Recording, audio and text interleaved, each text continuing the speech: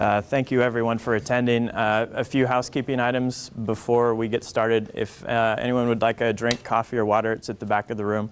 And the bathrooms are out this door just to the left of the stairs. By a show of hands, how many of you are from the neighborhood? So I'd say almost everyone, if not everyone. Great. So I presume everyone got the notices? Yes? Great. Okay, the agenda for today's meeting, we'll do an overview of the proposed project. We'll talk about the alignment, which is the actual route of the path and the considerations that are going into the actual selection of that route. We'll talk about some alternatives that staff has developed that council will be considering in June, and which we'd also like your input on. And then if you could hold your comments and questions till the end, perhaps the presentation will answer a lot of those. So going into an overview of the project, this is a project that's been funded with federal, state, and local dollars. Metro is the primary funding partner, as well as the California Natural Resources Agency. You can see the different sources, 2.7 from Metro, with a 20% local match from the city of Burbank. And then we've also got almost $1 million under the Prop 84 program. The uses, you can see the lion's share is construction costs, with other costs such as design, right-of-way acquisition, and public outreach. The schedule for the project shows funding approval in 2011 and 2012. The City Council approved an agreement with Metro last year, and right now we're in the right-of-way acquisition and design phases. Those will be completed at the end of this year. We anticipate construction commencing in March of next year with about a 12-month construction schedule. So we anticipate the project being finished in March of 2016. This is the concept route that we have. This is just concept at this time. This was basically born out of a 2005 study, and I'll kind of walk you through it going from the top of the page to the bottom of the page. At the one, that's at the Metrolink station, and the path starts on the west side of the channel. Is everyone familiar with the abandoned railway bridge behind Borman Steel? So the idea is we would purchase that bridge, cross to the west side of the channel, and continue south. There'd be a grade crossing, which you see at number 3 there, which is Verdugo, and then proceed south to Providencia. At Providencia, and this is just concept, it would transition to the east side again, where it would continue down to Alameda. There'd be a signalized grade crossing at Alameda, and it would meet up with the phase 1 portion that was completed in 2011. Does everyone understand the route generally? Okay. So we've provided some pictures of what the existing conditions look like. You can see the flood control channel in the center with really just dirt slopes area to the east and west of the channel.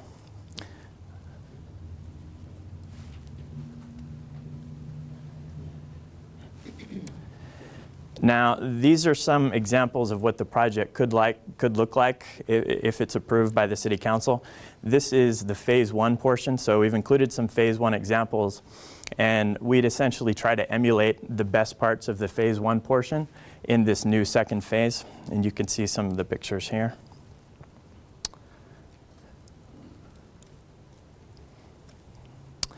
Now, as a part of the study and the alignment, what we call the alignment or the actual route, this particular segment has gotten the most attention.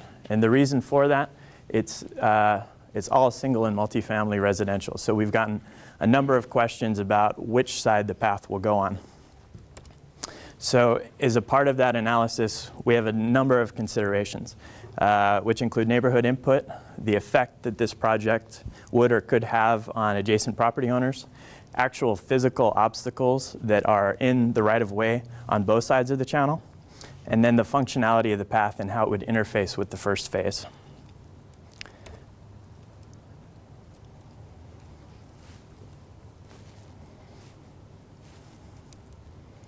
Okay. Starting with neighborhood input, with the exception of some of the neighbors who we've heard from, on a larger level, we did a neighborhood survey, and the responses from that were about 200 out of the 940 that were sent out. So one of the questions we posed was, would you prefer the path on the same side of the channel as your property on the opposite side? So the majority of the people, or I would say more people, preferred on the same side than the opposite side. And you can see these three different categories: overall response, the mailed response that was sent and returned, and then specifically people that live in a block immediately adjacent. However, these aren't amazingly compelling numbers. It's not as if it's 90% to 10%. So we didn't feel that the survey results or the input we received from the neighborhood was really pushing the path one side or the other, either the east or west side. The effect on neighboring property owners. We looked and we counted how many properties were adjacent to the path. There's 13 on the west and there's 9 on the east. So if this path would have an impact on adjacent properties, you could argue that more properties would be affected on the west than on the east. Physical obstacles in the right-of-way. Both sides of the channel actually have physical obstacles that we would have to deal with, whether it's trees or shrubs or actual physical barriers. Both sides have them. The top two pictures show some physical obstacles around the Ash Avenue area, and the bottom picture shows an area just north of Cedar. And then on the west side, this is basically throughout the Providencia to Alameda segment, and it shows, you can see just a lot of overgrowth, a lot of trees. So on both sides, there are obstacles. We believe that there are fewer obstacles on the east side. Last thing we looked at was functionality of the path in the interface with Phase 1. Phase 1 is on the east side of the channel. So whether or not the path was on the east or west, at some point we would have to transition, whether at Alameda or further north, to the east side in order to meet up with Phase 1. Now, as I mentioned, the concept route, the segment between Providencia and Alameda that has the circle, this got the most attention because of the single-family and multifamily nature of the neighborhood. One of the directions that staff received was to provide some alternatives to this original concept plan. So we have about 5.5 options or alternates that we'd like to share with you.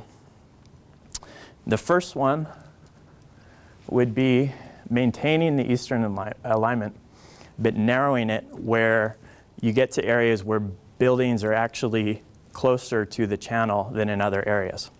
So basically what that would achieve, if this is a typical section of how the path would look, you can see the 12-foot wide path, and it varies in distance between the path and the channel to about 3 to 6 feet. And then on the other side between properties and the path to about 7 to 10 feet. If we ran into conditions where houses were closer to the channel than others, we could simply narrow the path and push it as far away from their house as possible. So that's the effect of what would happen. Included with... Are you still maintaining 12 feet there? This would not. This would be an 8-foot path, which is the minimum we could possibly have to still maintain our grant funding. With this, it would also include the construction of a larger wall. We've set a 10-foot wall here. So again, going back to a shorter retaining wall, you'd, again, push the path further away from the residential property and construct a high wall. Now, we've included a picture of a high wall, and this is from the Chandler Bike Path in LA. This is quite a larger wall. This is probably over 12 feet. It wouldn't necessarily have to be this tall, but this will give you an idea of what it could look like. And with some landscape treatments, it looks pretty inviting and pretty nice in my opinion. Do you know where that is in Chandler? I do. It's on Hazeltine.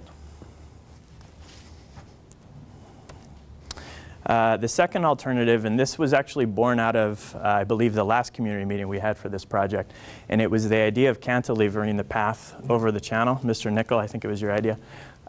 So we did look at this preliminarily, and we don't really know if this is a viable option. One from a cost standpoint, but probably more importantly from a permitting standpoint.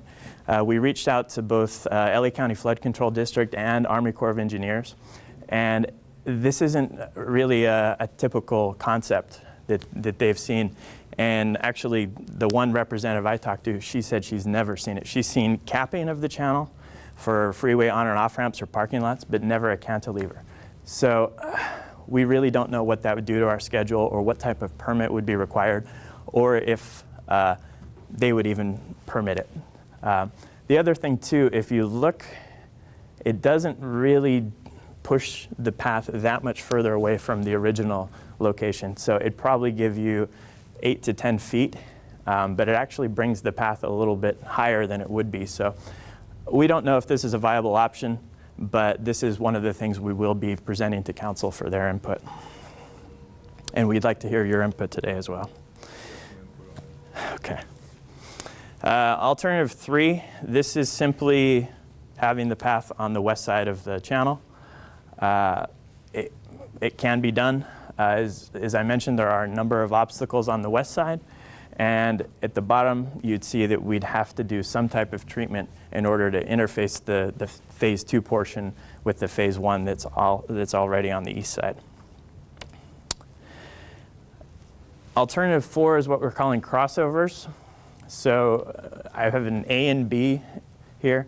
So basically what this would do is it would try to avoid some of the larger obstacles through the addition of prefabricated bridges. The bridges could look like something like this. The challenge is that these are not cheap. We estimate the bridge costs are about $100,000 to $125,000 each. So it would just be an added cost. Going back to the functionality of the path, crossing it over back and forth kind of decreases the functionality of the bridge. We've also heard from the police department that to the extent we could keep the path on a single side, it would be easier for them to patrol. So a few challenges with this one, but again, it's an option.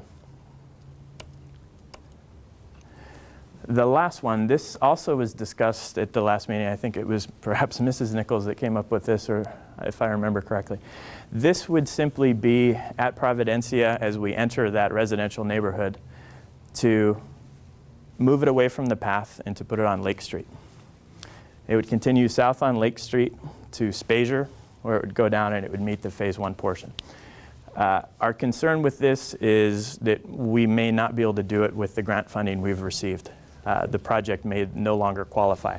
So if this was something that had council support, we don't know if we could actually fund the northern portion of it, but it's something, again, that we'd like to discuss. What does that mean, simply adding bike lanes that are expected? It would be a class 3 bikeway, so it would basically be, I don't even know if there would be lanes, it may just simply be signage on the street.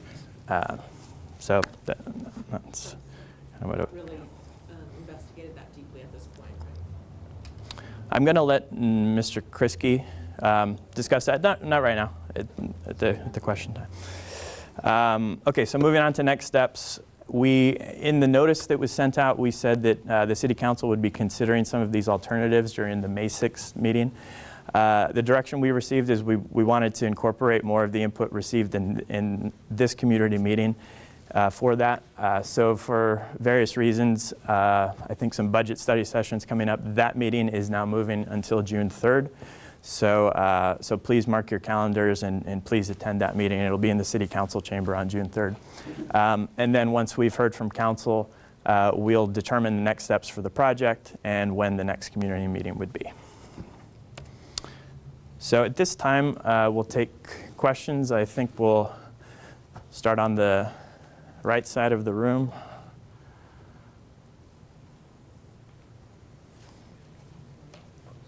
And also, at the request of the City Council, we are now televising and recording, not live, but televising and recording meetings for later review by others who weren't unable to attend. So what that means practically is we're going to go kind of from your left to right, and you need to speak into the microphone so that we can get your comments. We're also taking notes, of course, and then we'll kind of go orderly from left to right and answer as many questions as we can.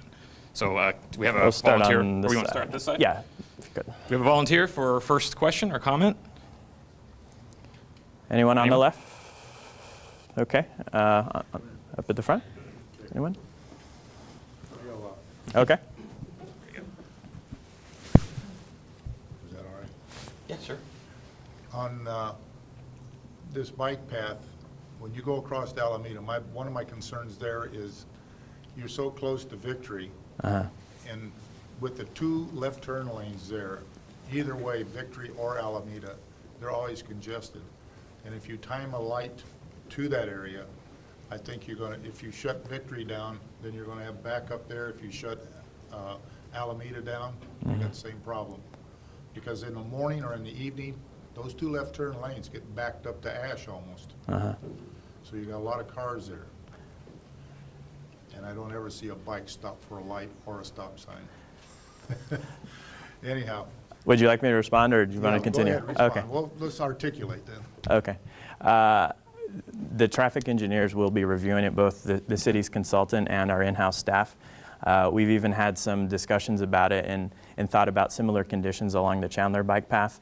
Yeah. If you go to, for instance, Chandler and Vineland, there's a similar condition where cars are coming eastbound on Chandler and left. Yeah. So what'll happen is that light will stay green and allow cars to pass through until that left stops, and then the bike's clear, and then the northbound traffic on Vineland proceeds. The other option. I'm familiar with Chandler and Vineland. Okay. The other option could be something like, and I'm going to let Mr. Kriske speak in a moment, but could be something like a lagging left scenario, where the double left turn going southbound on Alameda to southbound Victory to eastbound Alameda, it would be a lagging left. So the northbound traffic on Victory would proceed as the bikes were proceeding, and then northbound traffic would stop. The lefts would be able to continue all the way through.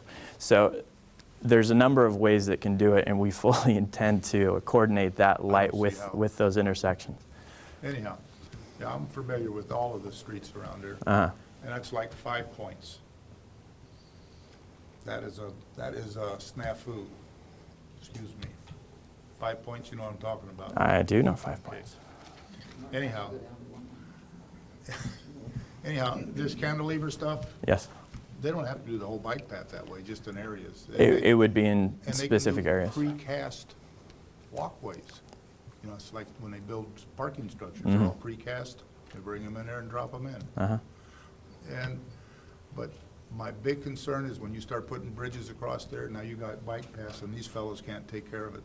We watch it there at the Elmwood Bridge. It's a nightmare sometimes, and they know themselves what happens there. That's good input. Yeah, it's a nightmare when they can't proceed to follow somebody and they have to get off and the other thing is the safety back there behind Stock Lumber, Borman Steel, all of those places back there. In the evening or how about an early morning, someone's walking. Mm-hmm. Who's gonna hear you back there if you have to yell for help? I'm sure there's parts of the city that are I'm sure like there that is. as well. I'm sure there is, but you got this open walkway there and people are going to walk it. I would walk it too, but I tell you what, it scares me to think that somebody's kid or somebody's out there or even anybody, it's not worth a death. And I think that somewhere along there that somebody's gonna get mugged back there. Right. Well, there's paths throughout Los Angeles County, Yeah, I know. and those conditions exist. If the But police it doesn't exist now, you're creating it. if the police department wants to jump in, that's fine. But if we can create an environment that's popular and a facility that is well run, well patrolled, you can get people on the street, and more eyes and ears on the street are going to create a safer environment. Yeah, well, I know. It's gonna be well lit. Hands full as it is. It's You gonna know, be they a call well-lit them- path as well. They're not Johnny on the spot sometimes unless you got, say, there's someone with a gun. And that's my response to that. There's just a lot of issues. I don't know, who's gonna water this thing after it's built? Who takes care of it for the next 50, 100 years? Our Parks, Recreation, and Community Services Department will be maintaining it as a part of our Prop 84 grant. These will be California native drought-tolerant plants, so they'll be on a Okay. drip system. When you say drought tolerant, Yeah. water's gotta come from somewhere, and we're in a drought situation now where the governor and mayor and everybody. I don't know if it is. So we have looked about the maintenance, and I think that's come up even at one of the council meetings about maintenance and, you know, adding a maintenance burden. We have the Chandler path. If the council is supportive of these sorts of additional paths, we have this path, the project. We have our San Fernando Bikeway that's also in design. We potentially will have the Chandler extension east from Mariposa coming down to the Metrolink station that we have money for that we haven't started design yet. So we're going to have a lot more paths in our inventory. There is a pot of money that we're currently, it's restricted to just bicycle projects, bicycle and pedestrian projects. Right now, we're using it to help offset some of the capital costs for building these paths. But once it's an annual amount of money that we get each year, as these paths come online, we're looking to see if we can use this money, which we're able to, for the maintenance. We can't burden that onto the general fund. We understand that. So we are One looking big at that. issue you're not addressing, water.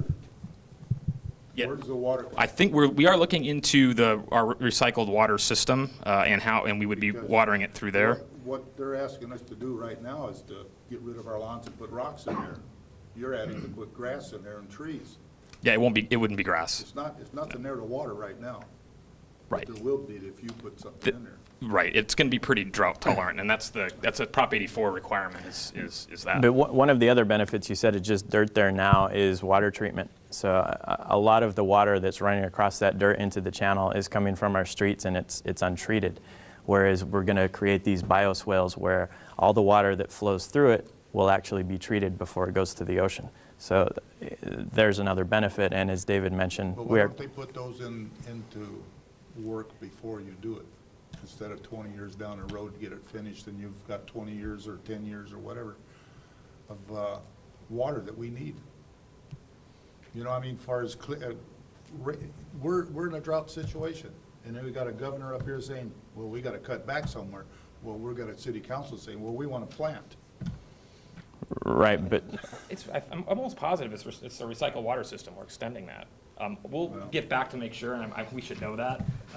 But I'm almost positive we are using our recycled water system. That's down there in the channel right now. We got wild mallards and stuff down there that we've had an issue with kids at times throw rocks at them. Mm-hmm. And I see a bike path where they got a whole lot of ammunition up there throwing at the ducks. We also have neighbors that have dogs, and I got one across the flood channel from me that barks constantly when he hears something. And if I got someone walking up and riding up and down or whatever, talking, whatever it is, it's very annoying. And I got a neighbor behind me the same way, got two big dogs. When they bark, and like one fella said the last meeting, you could light something off down on Allen and Victory and hear it up where we are. It just echoes all through there. These are my concerns, that you're gonna create this I have to live with. okay. Thank you, Mr. Nickel. And any other comments before we move on? No, that's enough. Okay. Thank you. Actually, we'll hit you, and then I guess the left side is emerged. Oh, okay. Thank you. We'll start here, and then you, sir. Yeah. You can hold it too. Either way. Just going into it, and I came here solely for the purpose that I always have a tendency of seeing or hearing that mostly negative, those folks that may be opposed are the ones that are coming by here. I do see a lot of positive coming out of this. I do see that, looking at the phase one portion, which I've gone down and used myself, with my wife, my kids, the area is a lot nicer now. It is well lit. I think that, because I've gone down that area as well when I was younger and I was a kid, and it wasn't that nice of a neighborhood. It wasn't that nice, back in the day. The area is much nicer now. The treatment, the plants, you get a nice feel going through there. So I think that adding that portion into this area the wash isn't very nice right now. You do see some trash, you do see some rubbish into there. I think that it helps out the neighborhoods, just from my eyes, and I would look forward to using it. I am on one of the streets that is right by there. I do get the point of, you know, the dogs and so forth, but I've got a dog. My neighbor's got dogs. They bark regardless. There's people that are walking the neighborhoods now, and families that are walking the neighborhoods now. I think that this gives a better area for them to transition to and to actually use a nice path. The way that the path goes to the Metrolink station, I think is great, because it gives them an opportunity to go use the metro and then come back. I think that all in all, what the city's trying to do is very helpful. I think that it's, you know, the beautification process is nice. You know, the drought tolerant plants are great. I think that it probably gives the police department a little bit better of a way to patrol the areas as well, going through there. I think right now, if you look at it and you see that the way that some of the areas are, that, you know, there's probably a little bit more ways for people to hide and do some things out there. So, I mean, from what I see right now, I think that the way that the phase is going for phase 2, I think that what we're trying to do, or what the city's trying to do, is a good thing. Kind of what I see right now. Thank you for that.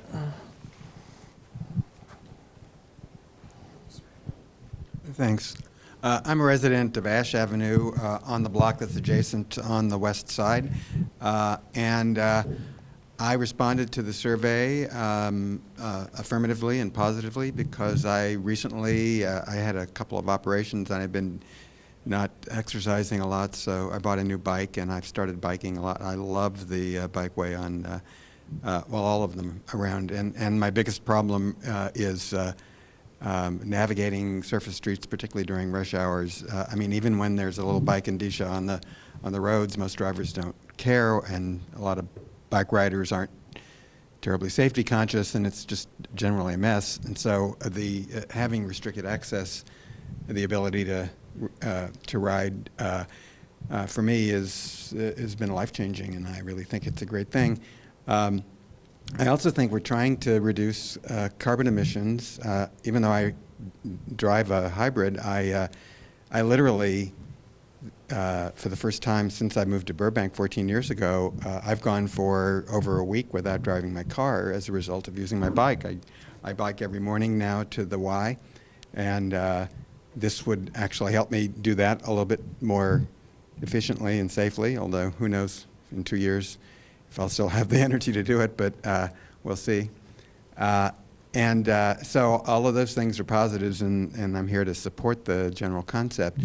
My biggest concern is Alameda. I agree with the gentleman who was talking about the left turn lane and the traffic, and the idea of having a light in mid-block on Alameda during rush hour seems a little, I think it's going to, I think it could be a mess. You know, I'm not a traffic engineer, so I trust you that people who know this better than I have studied it and figure it's feasible. But there are certain streets on Chandler that, you know, you can wait for 10 minutes while all of the different, especially because of the 2 lanes in Chandler, it's really not a bikeway. I wondered whether or not there was any possibility or study of a bridge like there is on the LA River Parkway over Los Feliz, or any of the ones that go under.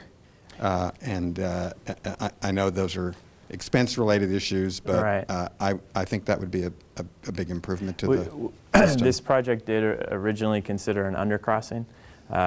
We've learned that our budget is tight as it is, and that it's not feasible from a cost standpoint unless we wanted to identify another funding source. We also received some input from the community and from the police department, and there did not seem to be support for an undercrossing. So we didn't have a budget for it, and there didn't seem to be great support for it. So we thought the next best option would be to have a signalized crossing that was coordinated with the other lights.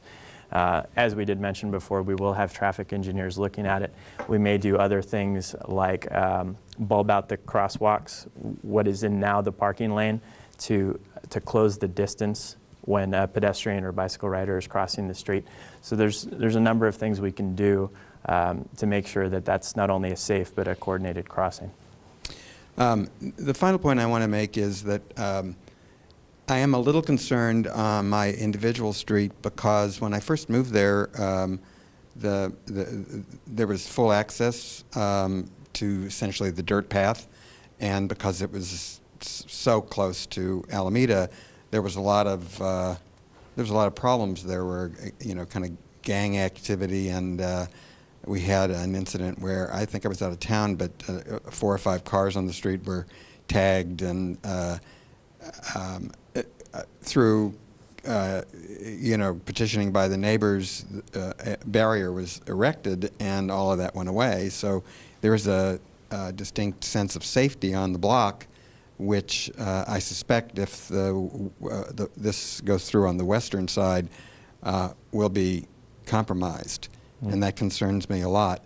And so I would say in my final comment that I would strongly urge as careful a look to the east side, but who knows, maybe the people on the east side have the same feeling. So I'm not, saying that one block has veto power over everything else, but I am concerned and wondered, alternatively, whether or not every block that's passed necessarily has to have full open access. There are some situations where, there's limited access every other block or certain blocks or something like that. We've looked at that. It's really just 3 blocks. It's Ash, Elmwood, and Cedar, going from south to north. What we've done is we've spoke with a number of residents on Ash and heard the stories about how conditions on that street significantly improved when a barrier was put up. So we already believe that the best approach would be not to provide access on Ash. We have not had the same opportunity to talk to the residents on Cedar or Elmwood, but we did send out letters about a week ago, and we're going to be going door to door on Saturday to the blocks of Cedar and Elmwood to speak. East or west? This is the east side, given the concept route that we have. So we are speaking with the east side residents to see what their preference would be on access. If there is a shift to the west side, then we would go through that same process. But again, that would not happen until we had council direction. Did you have any other comments, sir? I would just like to speak to the different proposals for the different sides of the channel. This past weekend, I literally walked both sides with my tape measure and my camera, and I have booklets here that I would like to email to everybody of photographs, and I have measurements and counts of obstacles within 15 feet of the flood channel fence or the channel fence.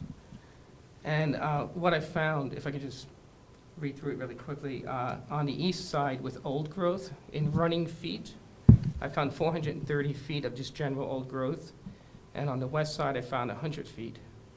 On the east side I counted 20 palm trees that are within 15 feet of the fence, and on the west side I counted 3. On the east side I counted 21 just general trees, and on the west side I counted 26. There is that, and you showed a photo of that cactus garden, that's 120 running feet. And then just miscellaneous vegetation that isn't necessarily old growth, but is still pretty established. There's about 200 feet on both sides, running feet of that. And what I was able to do was from Alameda to Providencia, I was able to walk the entire east side without obstacles. But what I found when I was trying to walk up the west side, there were 4 properties that made me get in my car and drive around the block, because there were 4 properties that have fences go from their property right to. That's flood channel, put those in. Really? Yes, the county put those in. And so I was just wondering if that's part of the reason why it can't. Because of the People out. gangs. But it appears that the properties use that Of the edges of people's properties. as landscaped and use it as their, part of their property, I will say, which I would like to have I done on my got 15 side. trees on my property. I don't know where you missed mine. Sorry? I'm on Elmwood. I got Elmwood? 15 trees right there. Well, I was just counting within 15 feet. I didn't go all the way past that. Again, we gotta Okay. speak one by one, because otherwise we don't capture everything. But so basically, I still feel that the way to least impact on all the residents who live there is to And again, I'm not an engineer, but it seems like if you could cross over a crosswalk on the east side at Alameda and then have a bike lane across the bridge in the street in that parking space there, a green bike lane, and then enter the west side where it is wide enough there. There's some vegetation, but it is wide enough. And then cross over at Elmwood with a bridge. No. No. No. Excuse us, sir, we're in Sir. the same situation as Big you. problem at Elmwood Bridge. You don't live. Let- Yeah, but- hang on. As well, sir. But one thing I would say. This alternate 4, this alternate 4B is what Mr. DeLeo just described. So What I this would is, say this is is if you something the don't- council will be looking at. If you don't have Well, access to the I'll have streets, the news down here like they were 20 years ago when you had the big problem. We're having it again. but if there's not access to the streets, then you wouldn't have an issue with, maybe our big you wouldn't have worry. access Sir, to the side sir, streets. can you please let And Mr. DeLeo keep it speak? a separate path, that you only have access on Alameda and on Providencia. And so then that way you would not have the situation with people being able to cross over and exit it. Okay. Like gang members, huh? If you would like to submit those, we'd absolutely take a look at what you've Yeah, prepared. I'll email them. Okay? Okay, thank you. Okay. Up here? Yes, yes, of course. We live on Ash, On we're, Ash. the house is very close, is You know, there. that's when I stuck up for you to try to get you to. I'm not trying to have this situation pit neighbors against neighbors. That is not our. Okay. Who would like to speak next? That's right. Oh. Oh, I'm, Coming this way? yeah? Okay. Let's get This and first, this. at least one set of comments. Okay. Yeah. Go back around again. Oh, I'm sorry. Okay. Go ahead. He's talking about opening up that bridge. You couldn't open up that bridge. Last night, there was somebody standing on the bridge dealing, and we have a guy down at the end of the street. All of a sudden, we got all this going on, where it was really quiet for a long, long time, and now all of a sudden, the Elmwood boys are getting out. Actually, we just passed 2 of them tonight that just got out. We don't need that on our side. We had enough, we've lived there 50 years. We've had enough of that on our side. And And I this- think it's a wider path on the other side. We got trees. We got trees on our side planted, so we can't see the other side. We've done a boundary survey, and it's generally a uniform 25 feet on each side. There are some parking lots and parking structures and different obstacles in the way, things like But the police is that. not gonna be able to see it if you keep going back and forth. And if you open up that bridge, you're asking for trouble. Now, You're really asking. the Elmwood pedestrian bridge, Right. we're not proposing any changes to that as a part of Good. this project, and we'll continue to say that. Yeah. That's good. And I don't believe that was what Mr. No, that's not what I DeLeo was is saying at all. I was proposing a separate bridge that would not be part of that. No, across at the Elmwood Bridge. Because from what I measured, it impacts The whole problem with any bridge, Okay, Hang- wait, hang on, sorry, hang on. that was my fault, because I said your name, I brought you back into it, I just wanted to clarify, I don't believe that's what Mr. DeLeo is saying. But let's go to our next gentleman, and then, we'll come back, and then we'll come back. And maybe together, we can all decide at least what we're talking about. Right. Doesn't mean we'll agree on the solution, but at least we'll understand what we're all talking about here. Should we do ladies first? There you go. Very nice. I like those things. Okay, I want to know about the alternative for Lake Street. Okay. So the only Alternative reason 5. you don't want it is, the main reason is because you might not get funding because it's a class 3 instead of class 1 or whatever.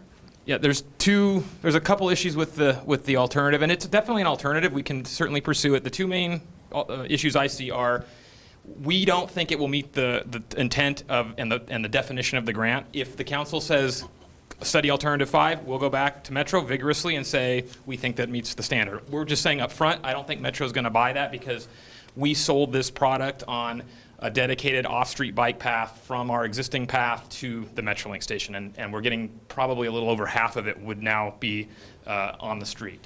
But again, if the council wishes us to look at that, we certainly will. The other thing is, it's not meeting the goal of a separated path that's off the street. So you're still going to have riders who may not be comfortable with being in traffic. We need to do the measurements. The cross-section may be a foot or 2 short, or just at the amount of width to have bike lanes, or class 3. We're saying class 3 for now. We might barely be able to fit the lanes. We need to measure that street. We don't want to take parking. We think that would be a non-starter. But the two issues are the grant compatibility and what we sold to Metro as that we're going to build.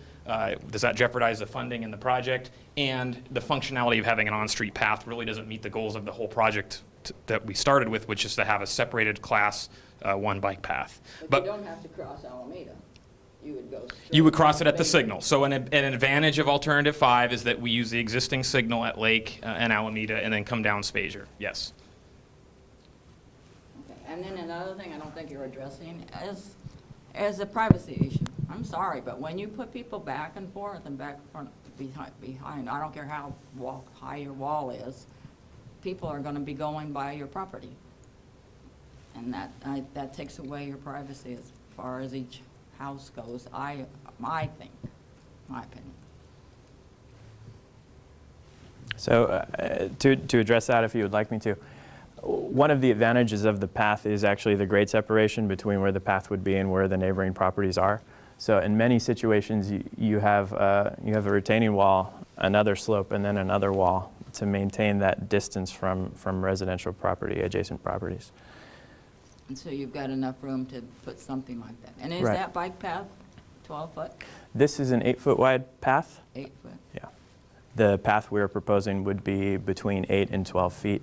8 is the minimum. Our goal is for a 12-foot wide uniform path. I thought they preferred 12 if you have to drive down. Right. So what we would do, and one of the alternatives, alternative one would be to narrow the path to 8 feet. And again, that's as narrow as we could go, in which we could choose to do in certain situations if it needed it. I have to tell you, I prefer the Lake Street. Okay. And I don't want it on our side, I don't want it on the other side. So Okay. that's where I am. Thank you. Okay. I'll go to the back. All right. Who would like to speak next? I'd like to start with the big picture. My understanding is the city of LA is not happy with Burbank because we've made no attempt to integrate our bike paths into the LA area bike paths. I think that's a place to start, that if we are that autonomous, why are we spending an exorbitant amount of money now? We wouldn't even be sitting here if Metro hadn't given $2.7 million, but we're now talking, as of the last meeting, in excess of $4.4 million. And I believe it was Mr. Kriske, or possibly you, said, well, we won't go back to the city council, but we'll just charge the developers an additional fee. I find that to be totally unacceptable, that you would think in that respect that we will pull the monies from somewhere to make it happen, when we are in a tight situation, money-wise, water-wise, et cetera. And for the city of Burbank to jump in and say, well, because you gave us several different proposals on the last meeting, and the price kept going up as we talked. I believe the last number we talked was somewhere in the neighborhood of 4.4 million, of which 2.7 will come from the Metro. So there's a big gap. And then when now we're talking that, okay, somebody will bring another project into town, we will now just charge him extra money to cover this side. I find that to be a major problem. I'll address the first point with. I'm sorry? Mr. Kriske, or you? Okay.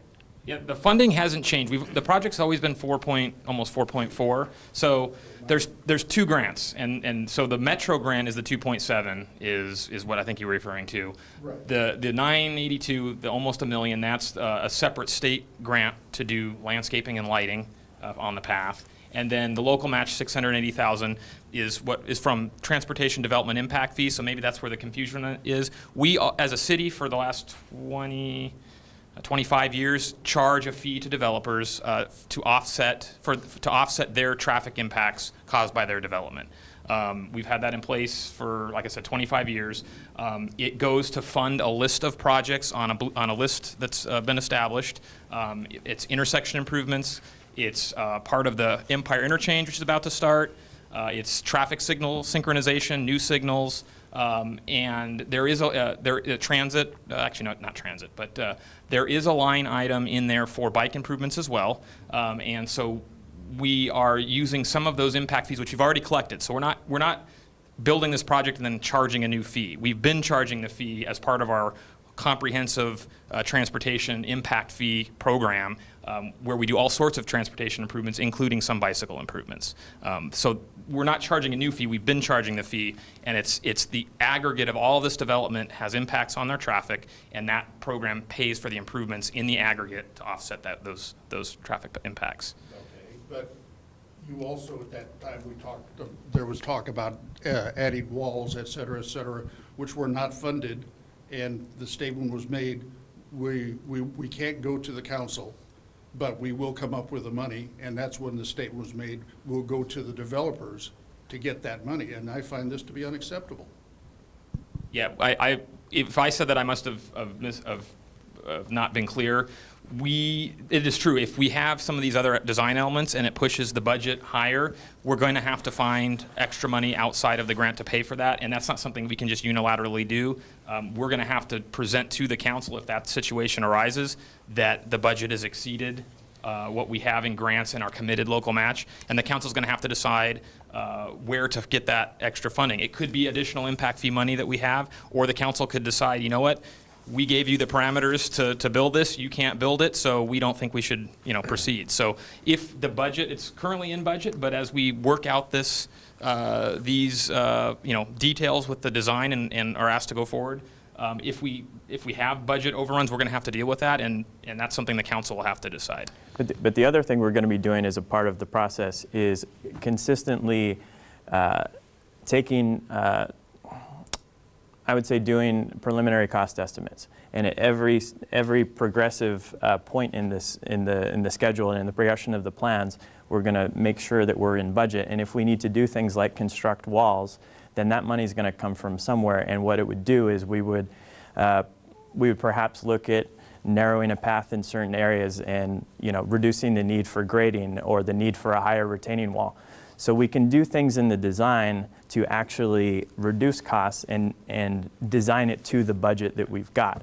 And that's what we fully intend to do. So when there are these, I'll call them mitigations, where we need to build a 10-foot wall or something like that, we'll find the money in the budget by trying to design it in a way that would reduce costs in other areas. But we also, in the last meeting, with very little effort, you jumped over budget, because you had not talked about any kind of retaining walls, et cetera. You said, well, those would all be additional charged items above and beyond the current budget. Right. That's when we get into the thing, well, where does the money come from? Right.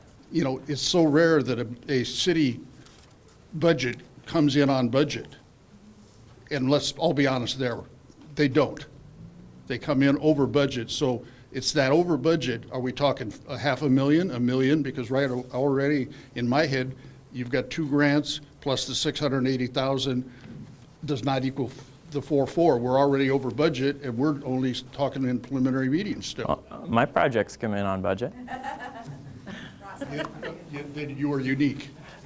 Again, we're going to build in contingencies. Right now, these are very early plans. We're just barely at 30%. By the same token, you said if we get to a certain point that we will be over budget, then the project will not go forward. Right, but you have consultants. Right, are being paid, so it has already cost us, even though we may not have a project. Right, but again, we're still in the infancy of the design, and as the design progresses, we're going to understand where the walls need to be and where we need to find money within our budget. So this is really just a part of the process. We know we've got $4.3 million, and we know we can't spend a dime more. And we'll know before we even put a shovel in the ground whether we're going to meet it. We're going to bid it. We're going to have a healthy contingency, and we're going to design and build the project to the budget that we've got. Unless it's a council-driven decision where they want to add bridges or something like that, we fully intend to meet this budget, and we'll know ahead of time if we can't.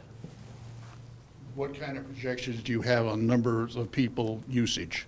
Because we all know that the Verdugo Bikeway is a total failure. But Chandler is amazingly successful, and I think this is actually closer to Chandler. No doubt about it, but we spent a huge amount of money on Verdugo. My understanding is the council is going to revisit it at some point in the near future, and possibly it'll be eliminated.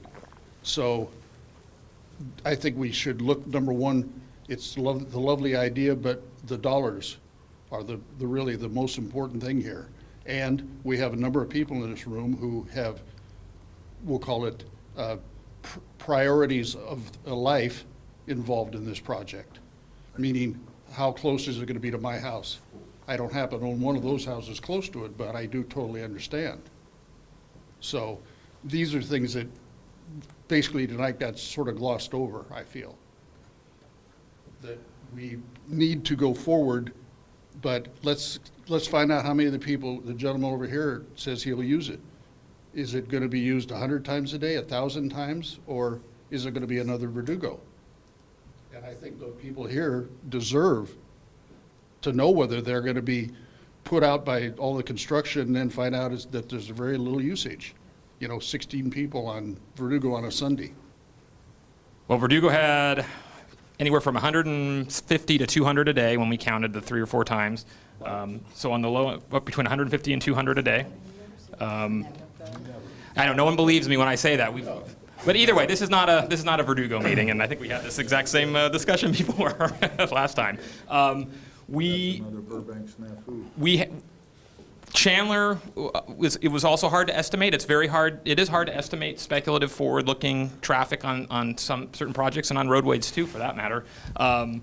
Chandler is very successful. We have tried to make the point too that this is a project, when combined with other projects that are funded that we're working on, form a system where we think that this system, when built, is going to be more like Chandler, certainly, than something that's unused. We do have an estimate of bike ridership that I don't have off the top of my head that we had to do for the grant. Again, it's massive science involved. It's a set of assumptions that we apply to a formula and see where we are. So yeah, to the extent some of this is a little bit speculative, and it is hard to model forecast bike ridership on facilities. I'll absolutely acknowledge that. The science and the modeling is always geared towards cars, and it's only now that some of the folks in some of the other cities and other transportation areas are starting to forecast bicycle usage. And we have taken counts of selected facilities when asked by the council when we've looked at things, but we don't, as a matter of course, take comprehensive forecasts of bikes like we do for vehicles. Anyone else? So I just have 3 quick points. One, as far as the privacy issues, I'm got a quiet street that I live on, but I got 5 to 10 pedestrians an hour passing by my house on the front sidewalk, so I don't really buy that one. Second point I had was on the concern about costs. I think the more the bells and whistles you put on a design, no matter if it's a bridge or a cantilever structure or something like that, the more it drives up the cost, and I see more often where a budget's blown because not so much of what the construction cost going into was because of all the add-ons that occurred afterwards. So again, if you want to keep it simple, you can probably make that budget work pretty well. Third point, as a dad of 2 kids who rides on Chandler quite a bit, I'll take the thugs and the dogs and the stuff on the channel over Lake Street or Flower or any other one street. So again, traffic and automobiles and such being what it is, to me it's a risk assessment, and it's a pretty easy answer for that. Thank you for that. Does anyone else wants to speak that has not yet spoken?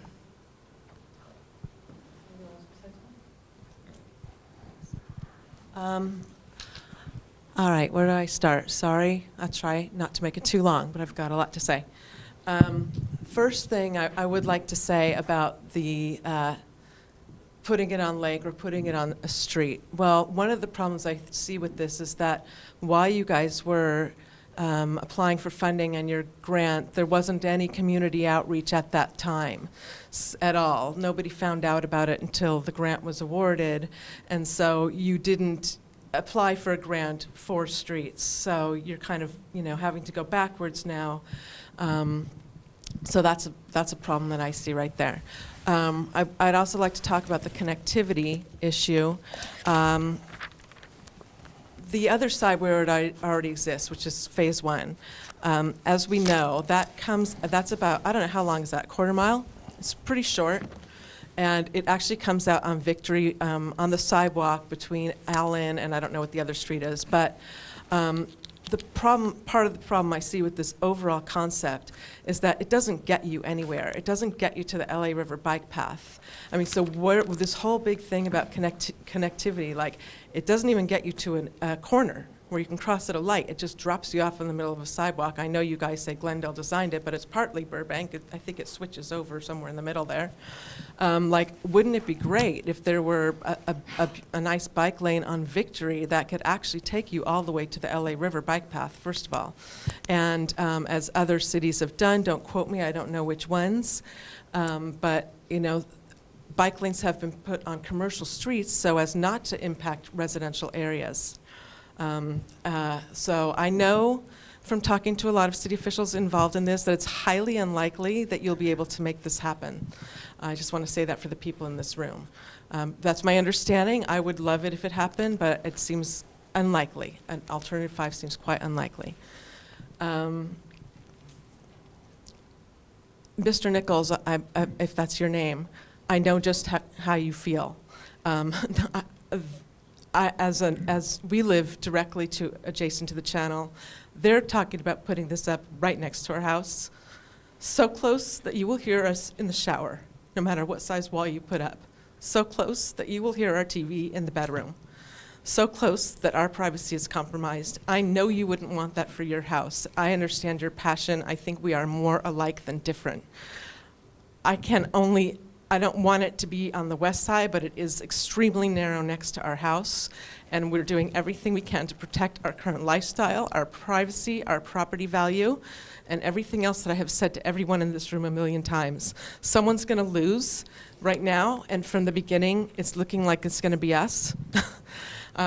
As everyone, Mark Scott, Dr. Gordon, Bob Fructos, I know everyone in this room already. We're hoping it doesn't happen, but there's only so much we can do. I also want to say any resident who lives directly adjacent to the channel doesn't want it next to their house. You might not be hearing from all of those people. I spoke to a woman on Cedar named Barbara Turner. She lives alone in a lovely little house. She planted trees on the channel herself that will probably be torn down. She was very sad, but you won't hear from her. It's just not her style, but she's opposed to the bike path. Anyone whose house is going to be directly impacted by it, it's a unique environment right there for those of you who don't know it. You said beautification. I beg to differ. There's an entire ecosystem along that channel right now. There are ducks, there are animals, we wake up to birds every day, there are trees, old growth foliage, 50, 100 years old that will never be replaced. If you want to look like that picture that you saw on the other side, that might be your opinion, but I think it's very subjective what's beautiful. Everyone who lives near that channel enjoys a very unique lifestyle, and that's what we love about it. It is quiet, it's peaceful, there is nobody walking there, there is no access, and we are all concerned about the people that you will open it up to and how it will affect our safety and our privacy. It's going to change. It's going to radically change the environment. It's going to be noisy. It's going to be bright. It's going to make us nervous in our homes, at least for me. What else do I want to say? I'm sorry. I run through it in my head every single day, and I don't want to forget anything. I'm sorry again. I hate pitting myself against neighbors, but there's no question if you walk up and down the channel, there's more foliage on what side are we on? The east side of the channel. There's a lot more foliage on the east side. I'm not opposed to tearing down trees. I'm not a favor of tearing down trees on any side. I would hate to see them go. But you do not have to be a rocket science to walk from Providencia to Alameda and see that that's the case. We're very curious about the gates at the end of people's properties on the other side that are actually using the easement as part of their land. I would love to see them to be able to continue to do that. I would love to do that myself. I think it's a great idea.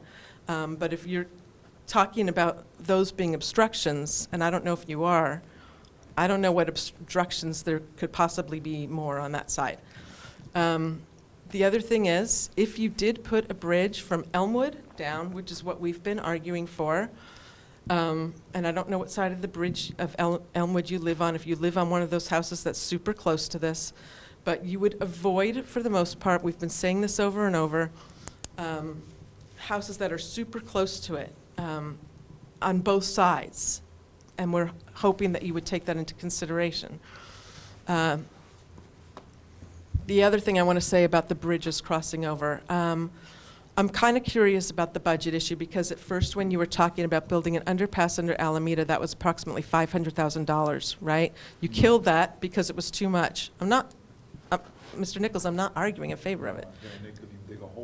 Right, so I'm kind of wondering where all that money's been absorbed into if it was part of your original budget.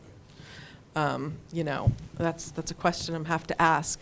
Putting bridges over, hey, it's not ideal. To me, there's nothing ideal about it. I know it's not ideal for the police either, but can they get on the channel? Yes. Can they access it from the bridges? Yes, they would be able to. It's not impossible. I just want to say that. The other thing I want to say, this has become a very sensitive word. I'm not really supposed to use it, but I'm going to use it. Favored and most feasible alternative right now is number 1, which is the one that involves putting up a retaining wall, probably 10 feet tall.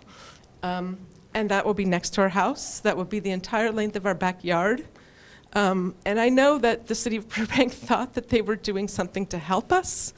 It's funny because it actually raises a physical reaction in me. It's a horrible notion to me.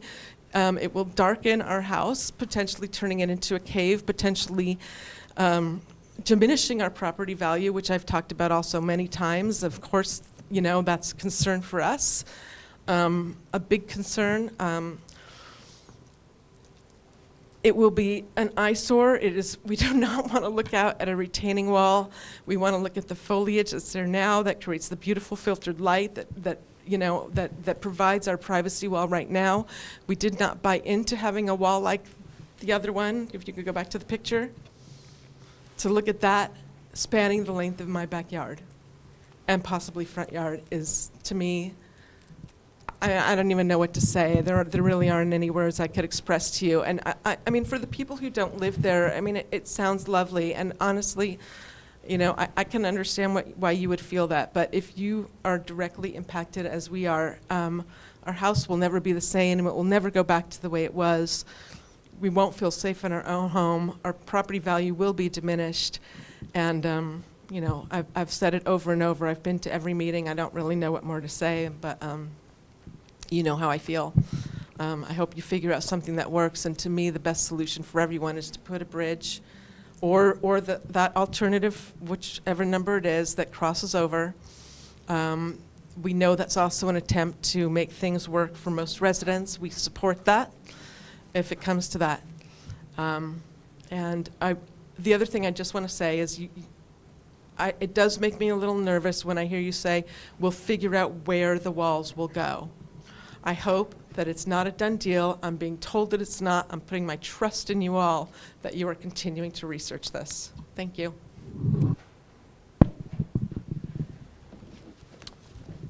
I can take a shot at responding to some of that. David, did you want me to? I'll take a first shot. One of the first things you said was outreach about the project, and you know, when we first started applying for these grants, why wasn't the community notified?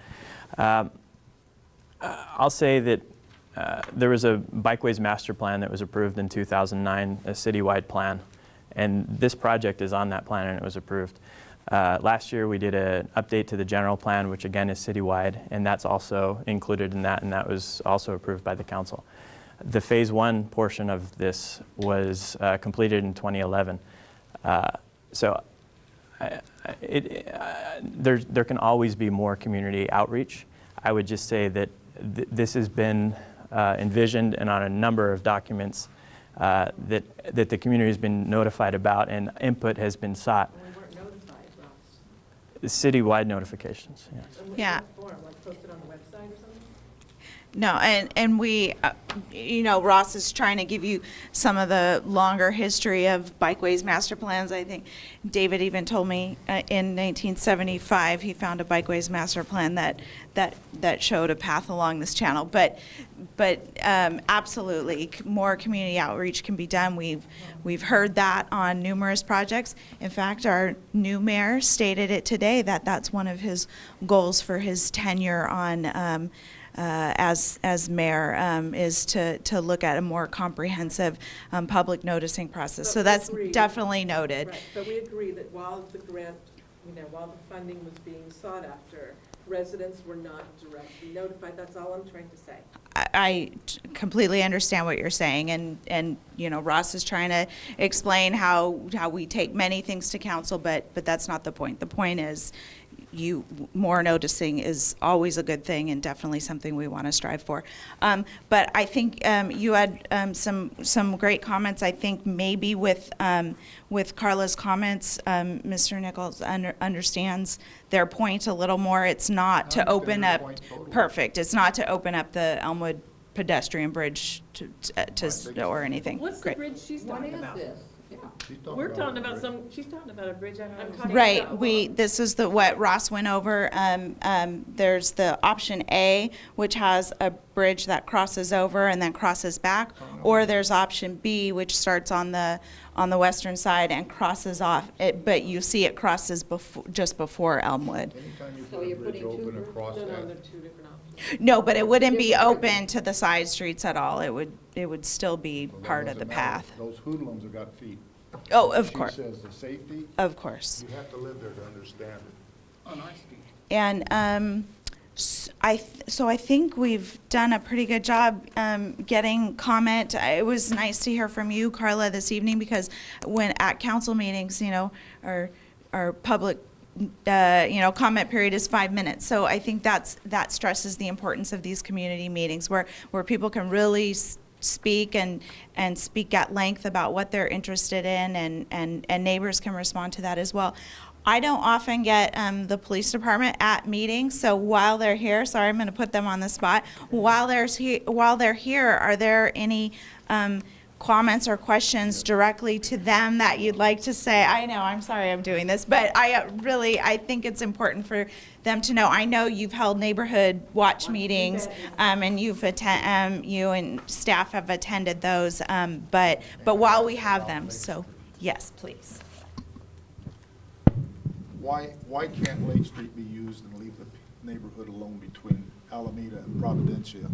For the bikeway?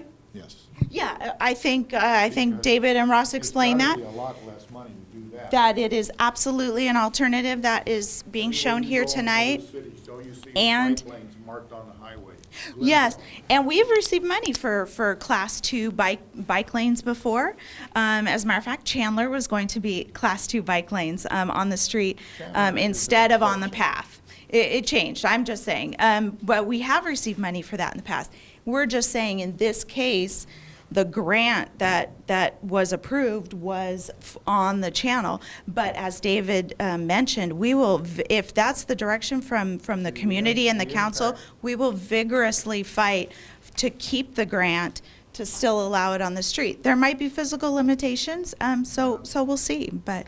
Park on one side. You could remove parking and accommodate bike lanes. I think we might have a whole new set of residents attending this meeting. You would. Yeah, I mean, parking is tight in that area, and people would definitely comment. People in their back window or their bathroom. I- And I any- understand that, so do I. I have the same problem. But I don't want to see a bridge across it. See, I even tried to turn it over to you and I couldn't. I Yes. have one more comment too, I'm sorry. Just also about the at-grade crossing. I mean, another thing to consider, it does seem like a dangerous scenario to me in the first place to have it cross Alameda between Lake and Victory where people are not expecting to stop.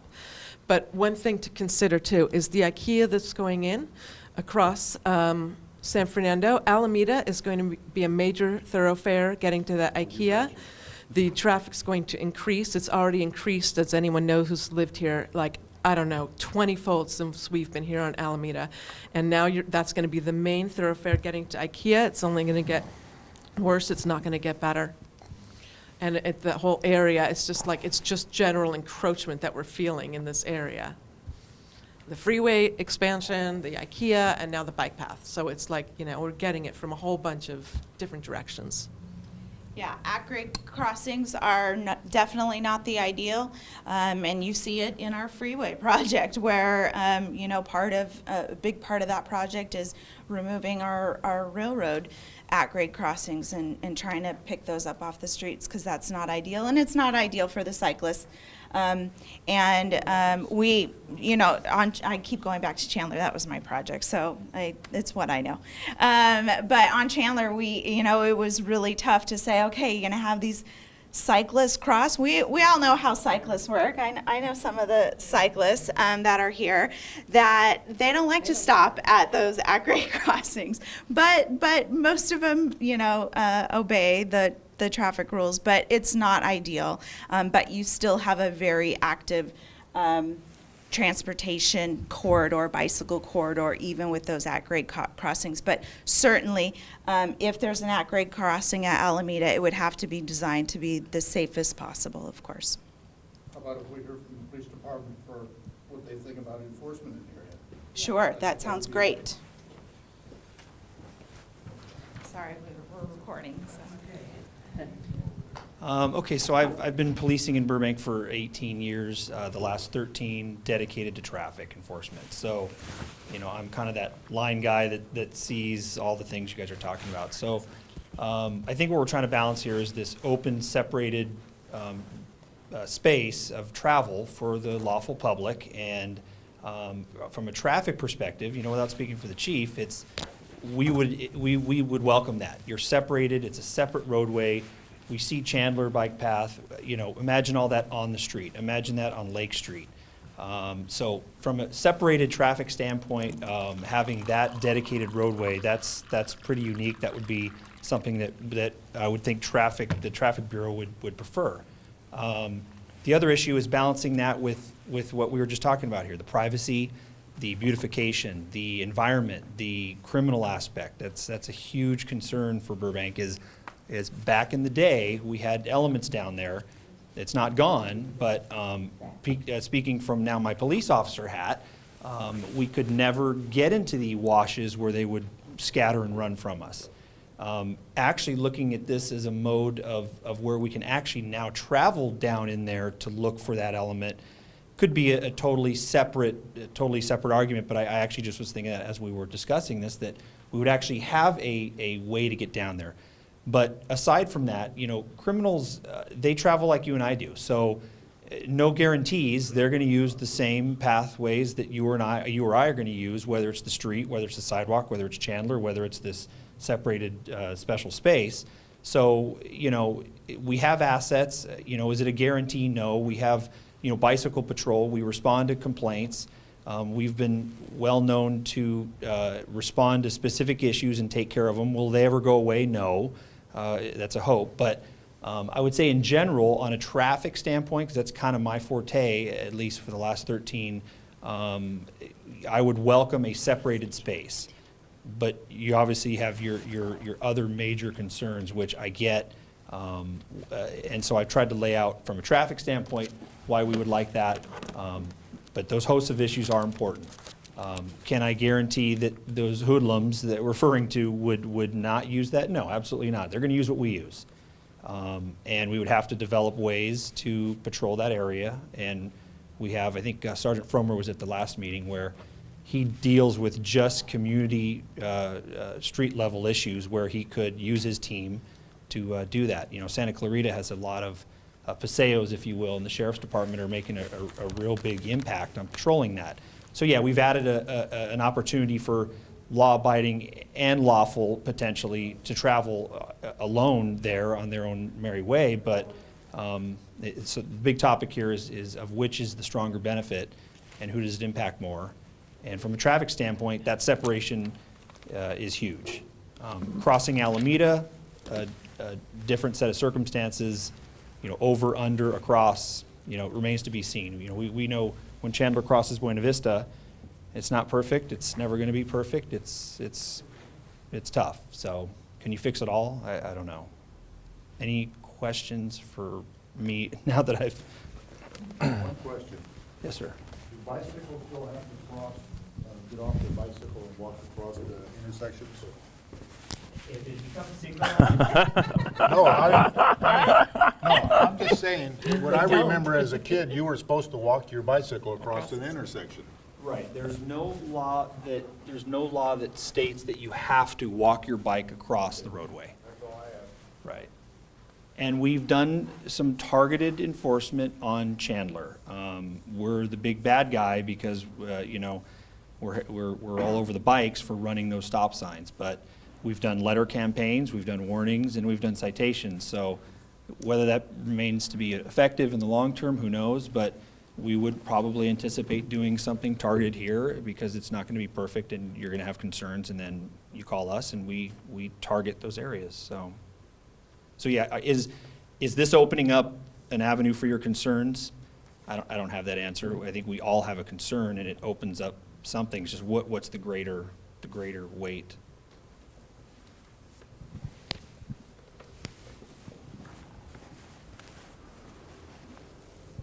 I'd like to know if you could tell me what the response time for police would be if I'm home, and there's noise outside my window, and how will I know if it's police patrolling or someone else? What would be the average response time if it's not an emergency, and I'm calling and I'm concerned about people hanging out there under my window?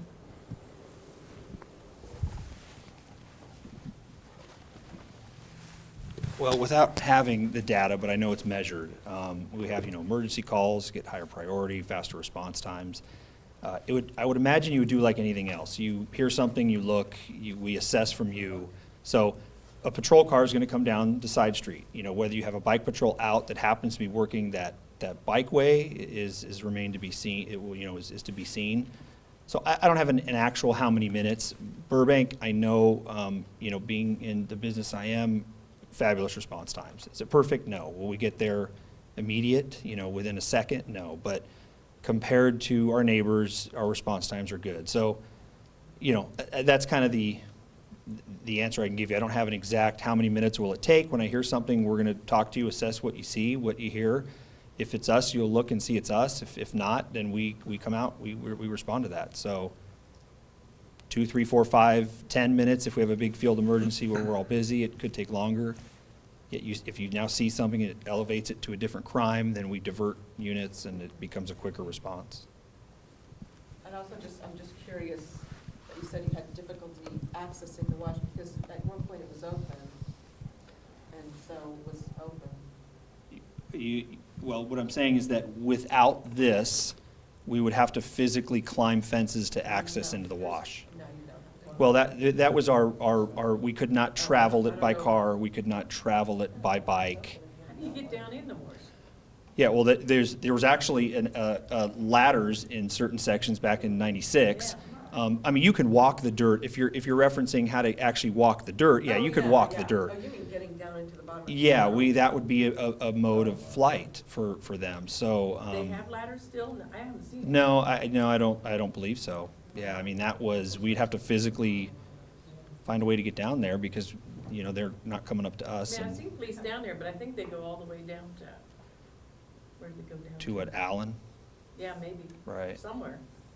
So this was just a forethought or an afterthought thinking, well, this actually gives us an actual paved, way to access. Now whether actual ladders are installed as part of this, that's a different. If they could get down there then. Yeah. Ropes. Right. They rescued our cat from the bottom there by the window. They use Right. ropes now. We cut the ropes as soon as we see them, or take them out. The kids do. We pull ropes out all the time. Are there any other questions for our police department? Does anyone have any final comments before we wrap up? Don't do it. Exactly. We definitely agree on that. Don't do it. Anyone else? At all. I think having a bike path is a great deal. Having all of this for the community. Chandler's great. That turned out, but it's accessible both sides. It's not hidden. That's why I think, you know, putting it down the street might not be the greatest idea, but I think it's a safer one than what you're proposing there for crime. Promise it'll be my final comment. And that's, you know, and if you're worried about money, that's a hell of a lot cheaper going down the lake and Right. We might not have the grant money for it, but like you said, we might not need it at that point, sure. The last thing I want to say, because we're talking a lot about money, you know, we look around Burbank and we do see a lot of other things that money can be spent on. I'm looking in my own front yard, our street is a wreck, okay? Our street is a wreck. If you really want to beautify and help the neighborhoods, fix our streets, you know, improve our neighborhood. Yeah, I would just say to that, this is funding specifically for projects like this. So we couldn't take this money and use it to fix the streets. If we don't use it, the money will go for a project like this in a neighboring community, and Burbank would not get the benefit. I understand, but it just goes back to what do the people of Burbank really want? If there were Can you grants widen for the street resurfacing, you can definitely, we would be all over that. And it's just, that's not how resurfacing financing works. Thank you. Oh, we have one more comment back there.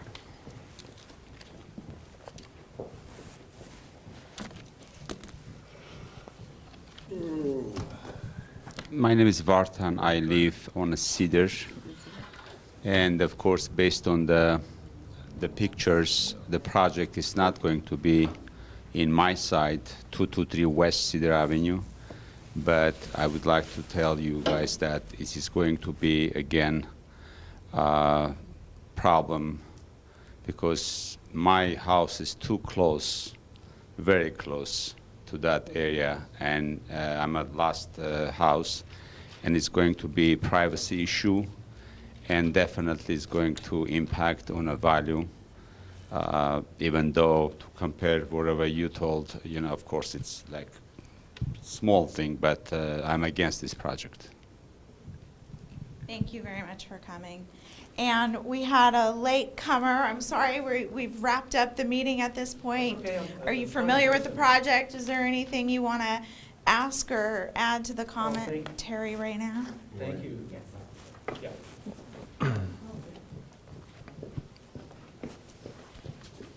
Thank you for rewarding bad behavior, like showing up late. Traffic on the 405 was terrible on a bicycle. I'm sorry.